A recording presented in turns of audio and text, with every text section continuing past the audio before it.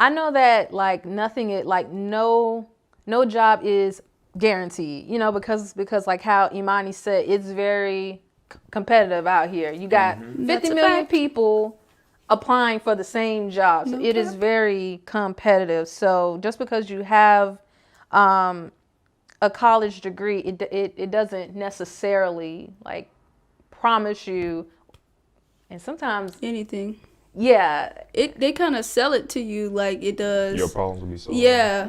All your dreams will come true. Yeah, they do. and so something that I don't like is, so now there are some college students, they get out of college and they have jobs, you know, like they were able to get a great job. But a lot of us, the state benefits, with the state benefit and which is great. But there's also a whole lot of us that we can't get jobs because we don't have what? Experience.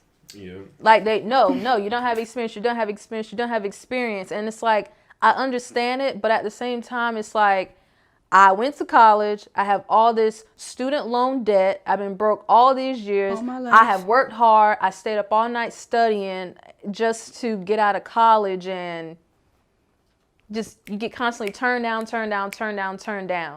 So, and that's okay, I guess. That is how it is, but they don't really let you know that.